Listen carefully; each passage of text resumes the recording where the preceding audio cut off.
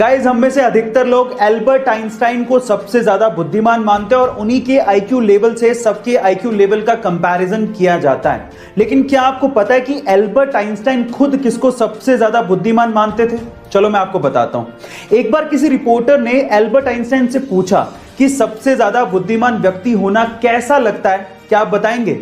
तो उसके ऊपर जो एल्बर्ट आइंस्टाइन ने जवाब दिया वो आप लोगों को सुनना चाहिए। उन्होंने कहा, मुझे नहीं पता, आई थिंक ये सवाल आपको निकोला टेस्ला से पूछना चाहिए। गाइज, अगर निकोला टेस्ला नहीं होते तो ऐसे बहुत सारे इन्वेंशंस हैं जो कि कभी पॉसिबल ही नहीं हो पाते। इसीलिए साइंस कम्युनिटी उन्हें सबसे ज्यादा बुद्धिमान। और आईपीएस के फाइनल इंटरव्यू में पहुंचे एक बंदे को अंग्रेजी भाषा में थोड़ी प्रॉब्लम थी, तो इंटरव्यूअर ने उन्हें कहा कि तुम्हें अंग्रेजी नहीं आती, तुम प्रशासन कैसे चलाओगे? तो बंदा सोच में पड़ गया। तो इतने में इंटरव्यूअर ने कहा कि कोई बात नहीं, पानी पी के जवाब दे दो। तो उस बंदे ने सोचते हुए कहा कि सर मैं पानी नहीं पी सकता। तो इंटरव्यूअर ने कहा कि क्यों नहीं पी सकते? तो उसने कहा कि ये पानी मैं इसलिए नहीं पी सकता क्योंकि ये कांच के ग्लास में है, मुझे स्टील के ग्लास में पानी पीना है। तो इंटरव्यू को गुस्सा आ गया। उसने कहा कि पानी का ग्लास से क्या लेना देना?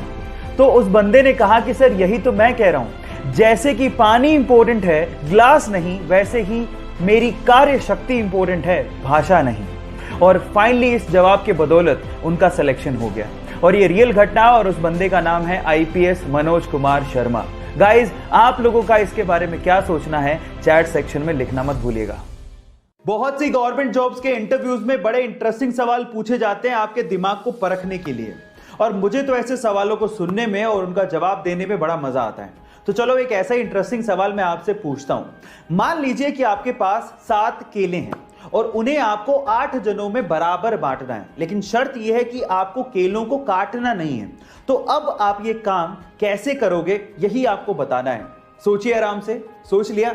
तो चलो मैं इसका आंसर बताता हूं। देखिए, आपको करना क्या है, उन 7 केलों का शेक बनाना है और फिर उसके बाद आपको 8 जनों में बराबर बांट देना है। आपको केले काटने भी नहीं पड़े और बराबर बट भी गए। गाइज, है ना इंटरेस्टिंग सवाल? ऐसे चलिए गाइज, एक जिंदगी की पहेली पूछता हूं।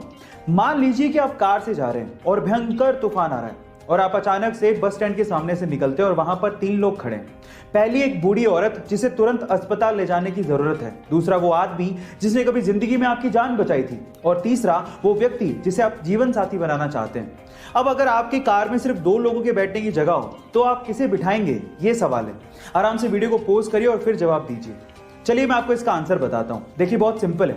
आप उस व्यक्ति को कहेंगे जिसने आपकी जिंदगी बचाई थी कि वो कार चलाए और उस बूढ़ी औरत को हॉस्पिटल लेके जाए, और आप अपने जीवन साथी के साथ बस स्टैंड पर वेट करेंगे उसी व्यक्ति का, ताकि वो वापस आए और आप। चलिए गाइस, एक बहुत ही मजेदार लेकिन बुद्धिमान सवाल पूछता हूं, और अगर आपने इसका जवाब दे दिया तो आप समझ लेना कि आपका दिमाग बहुत ही तेज चलता है। सवाल यह है कि रोहन मई में पैदा हुआ लेकिन उसका जन्मदिन जून में आता है। अब ये कैसे संभव है, यही आपको बताना है। कोई जल्दी नहीं है, आराम से वीडियो को पॉज कर लो, आराम से सोच लो, और सोचने के बाद वीडियो को वापस से प्ले करना, मेरे आंसर से मैच करना और फिर चैट सेक्शन में लिखना कि आपने सही बताया था या गलत।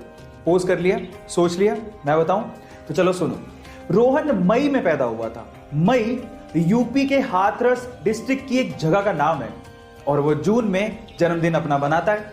तो सही तो है, मई में पैदा हुआ और जून में जन्मदिन।